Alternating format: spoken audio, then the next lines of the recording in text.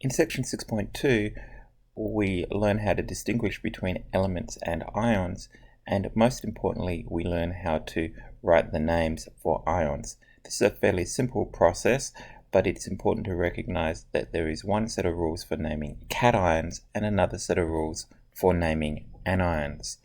Once we're able to name individual ions, we can then go on and name complete ionic compounds.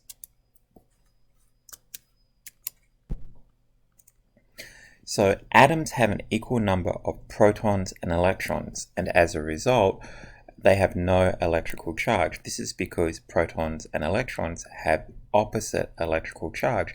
Protons are positive, electrons are negative. So if I look at the periodic table, I will see that a sodium atom has atomic number 11. That means that it has 11 protons and 11 electrons, which gives it an overall electrical charge of 0. Now, if an atom loses some electrons or gains some electrons, it forms what we call an ion. And metals and hydrogen tend to lose one or more electrons, forming a positively charged ion, which is referred to as a cation.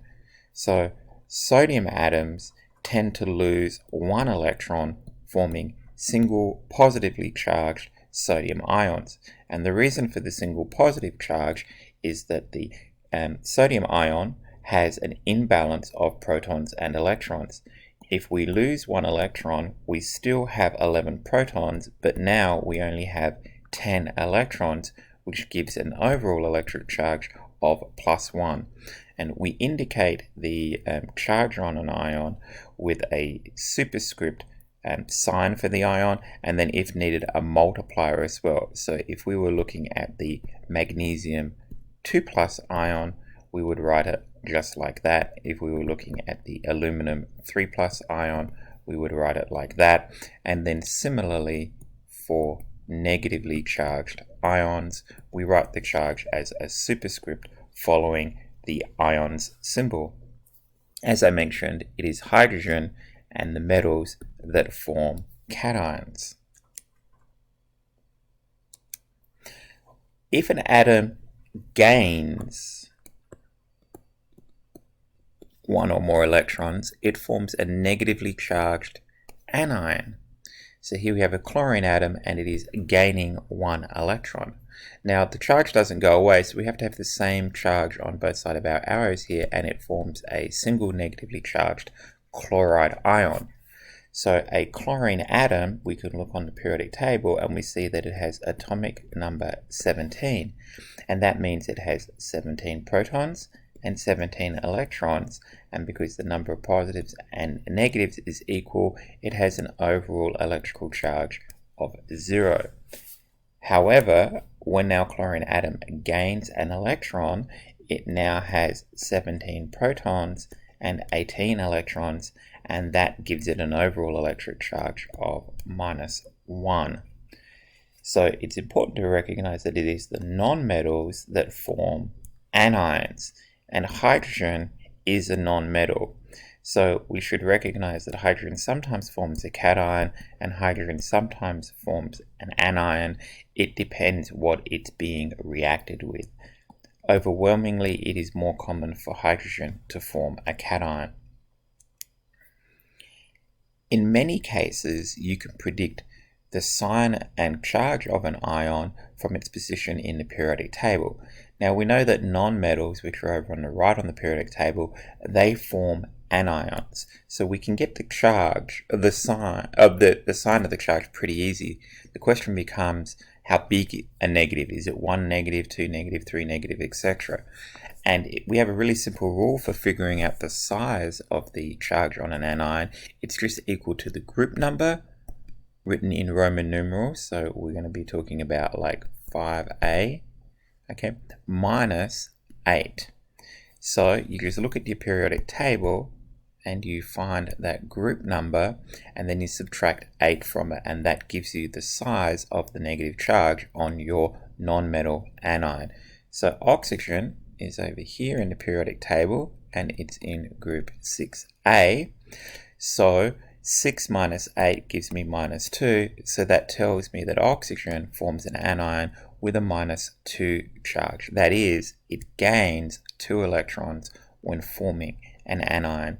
If I look at chlorine, chlorine is over in group 7A, right next to, actually it's 1 over and 1 down. Fluorine is above there. So oxygen is there, you go 1 space over 1 down. 1 down. In group 7A you get chlorine, and 7 minus 8, you guessed it, is minus 1, and that tells us that chlorine likes to gain 1 electron and form a single negatively charged anion. So for the anions, it's relatively simple to figure out the charge. It's just the group number minus 8. So one of the things to recognize is that those elements in group 8A of the periodic table, which don't like to react at all, they don't like to gain electrons, they don't like to lose electrons, they don't really do much at all, they don't form ions, and we've indicated that by just saying that they form ions with 0 charge. Group 7A, 7 minus 8 gives me minus 1. Those guys are going to consistently form minus 1 ions. Group 6A, 6 minus 8 gives me minus 2. They're going to consistently form minus 2 anions. Group 5A is important to recognize that bismuth is a metal, and we said that non-metals form anions. So you just really, most of the time, it's just going to be nitrogen and phosphorus there that form anions, but 5 minus 8 gives me minus 3. And then group 4A, we only have the one non-metal there. Everything else is either a metal or a semi-metal. So 4 minus 4 gives me minus 4 for the non-metal anions in that group. So do you have to just be a little bit aware that this applies to non-metals, right? Non-metals form anions. So when we get down to the bottom here, polonium is a metal, for example. So be aware of that.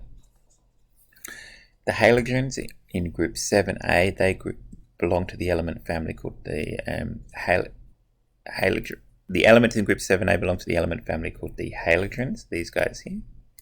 The elements in group 6A, you might recall, they're referred to as the chalcogens, and then those in 5A are sometimes called the pnictogens. So a little bit of a review of some of the language that we use there. So how do you name one of these anions? So we've been talking about what we call monatomic anions. This is just when a single atom gains or loses some monatomic anions. This is just when a single atom gains some electrons. And they're really easy to name. You just take what we call the stem name, which is normally the first syllable, but there's a table of these stem names for the most common nonmetals in your book. You take the stem name of your element, and then you add the ending IDE to it, and then you finish it off with the word ion. So here we go here, we have Br minus. So bromine is the parent nonmetal element, and then we're going to take the stem name for that, which is brom, B-R-O-M, then we add the ending IDE and follow it up with the word ion. Similar for chlorine, Cl single minus, so the stem name for chlorine is ClO, then we add IDE and then finish it off with the word ion. For oxygen, the stem name is ox, add the ending IDE and the word ion. And like I said, there's a table of these most common stem names in your book. So sulfur, the stem name is SULF,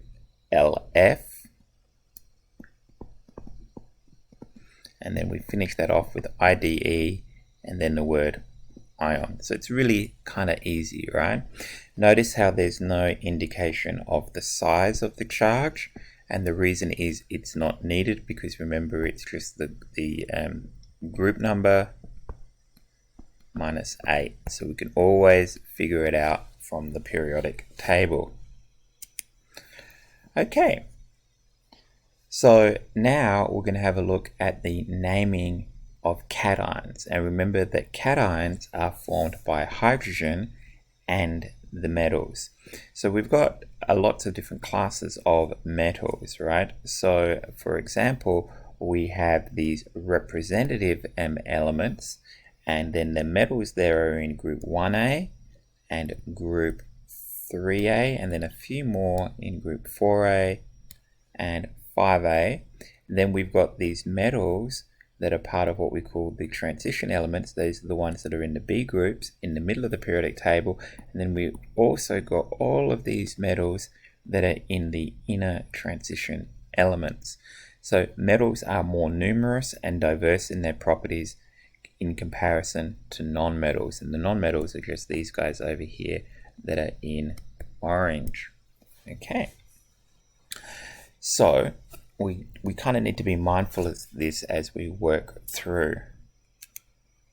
So metals that are representative elements, these are the ones that have A's in their group number, always form cations, positive ions, with charge equal to the group number. So that's pretty simple, right? So those metals that are in group 1A always form +1 cations, those that are in 2A always form +2 cations, those that are in 3A always form +3 cations, and those metals that are in 4A always form +4 cations. So that's really simple. Now there are some other metals that consistently always form the same cation as well, and these are silver is always +1, zinc and cadmium are always +2. So these guys in here.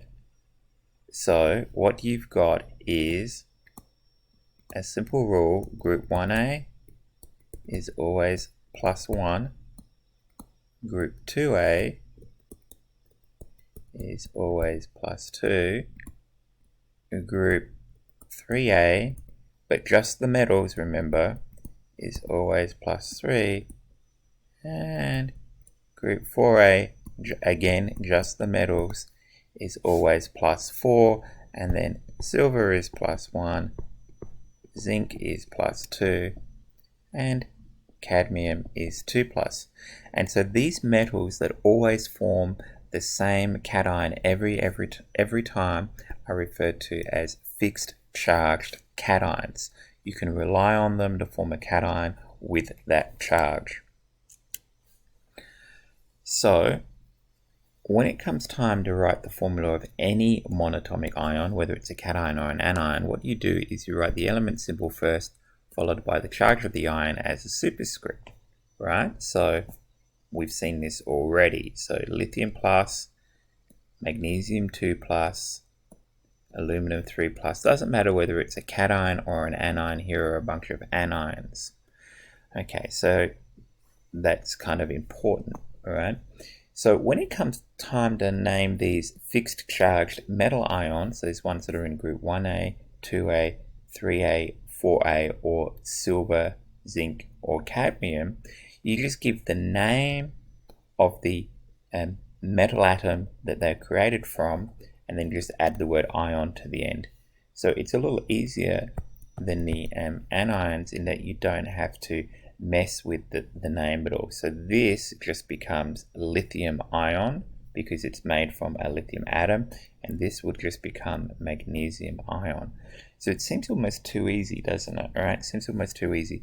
But this is only for a few of the metal elements in the periodic table. What about all of those that are in the transition elements? What about all of those that are in the inner transition elements? How are we going to name the ions formed by those guys? So metal atoms from the transition metals, except for silver, cadmium, and zinc, typically can form more than one ion, right? And as a result, these are referred to as variable charged cations. So for example, iron commonly forms 2 ions, Fe2+ and Fe3+, whereas chromium commonly forms 3, chromium 2+, chromium 3+, and chromium 6+. These can have radically different chemical properties. Chromium 6+ is one of the most common carcinogens that you're likely to encounter. It's really bad for you. And then chromium 2 plus, sometimes people take this as a supplement. So you need to be aware of the ionic form that is present in a compound in order to understand its properties. They often behave very, very differently. So for variable charge cations, we're going to need to find a way of making the charge known, because just knowing the position on the periodic table isn't going to help you know whether the ion is +2, +3, or +6, right? It needs to be indicated in the name somewhere. So when you write the names of a variable charged metal ion, you have to specify the charge as part of the name. And how we're going to do that is by putting it in Roman numerals after the element's name. So previously for the fixed charged cations, we just gave the element's name and the word ion. But now what we're going to do is we're going to give the element's name, its charge, in parentheses in Roman numerals, followed by the word ion. So Cr2 plus is written as chromium 2 ion. Cobalt 3 plus would be cobalt 3 ion. Now Na plus, because this is in group 1A, is just sodium ion. So the important thing is to recognize whether your cation is a fixed charge cation, group 1A, 2A, 3A, 4A, or silver, cadmium, or zinc, or whether it's a variable charge cation, because you have to decide whether Roman numerals are needed or not, and that can be a little tricky. So here are some example problems from Alex. So I give one example problem of each type of topic that you're going to be asked to solve. So this question is all about counting protons and electrons in atoms and atomic ions. So you may have to go to the periodic table in order to answer some of these. So let's have a look at the first one here. And so what I've got is it tells me that it's a neutral atom. And so what that is code for is saying that this atom has the same number of protons as electrons, right? Because neutral atoms have equal number of protons and electrons. So this guy has 7 protons, so it must also have 7 electrons. Now the atomic number is equal to the number of protons, so that's just equal to number 7, and then element number 7 is nitrogen. And because it's the neutral atom, it doesn't require a charge symbol. In the next case, the symbol tells us that it is I-, so it's a negative ion, so that means that it is an anion. Now if I go to the periodic table and I look up the atomic number of iodine, I see that it is element 53. So that's telling me that there are 53 protons. As this ion has a negative charge, it must have, and it's a single negative charge, it must have one more electron than protons. So 53 protons, 54 electrons. In the final case, we see that we have an atom that has 14 protons and it has 13 electrons. So this is telling me that the atomic number is 14.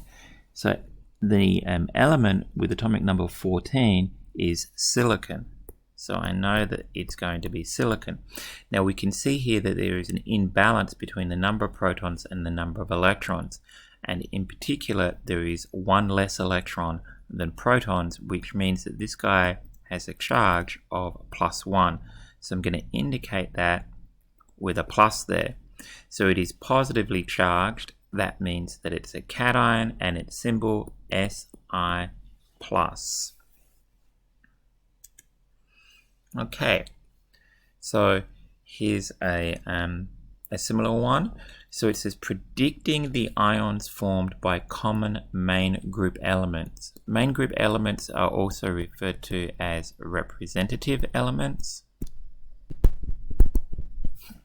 and they're the ones in the A groups, the ones that have an A in their group designation.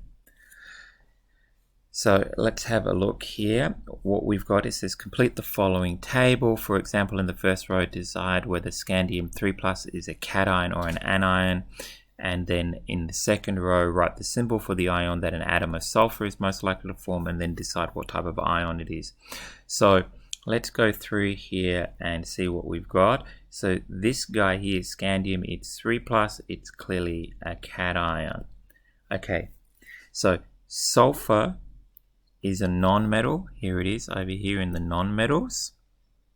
These are the non-metals, right? So that means it's going to form an anion.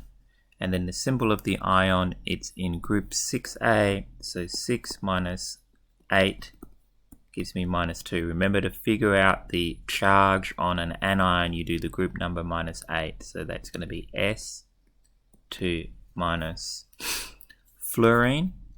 Over here next to oxygen, it's also a non-metal, so it forms an anion. Fluorine is in group 7A, so 7 minus 8 gives me -1, so this is going to be F minus. Lithium is over in group 1A. It's a metal, so it forms a cation, and for the representative metals, they form cations with charge equal to their group number, so this is going to be lithium plus. Strontium is also a metal. It's an alkaline earth metal, so it forms a cation, and for representative metals or for main group metals, the charge is equal to the group number, so strontium is in group 2A, so it forms a 2+. Okay, so that concludes this section on elements and ions, and I hope you found the video helpful. Please reach out to me if you are having any difficulties.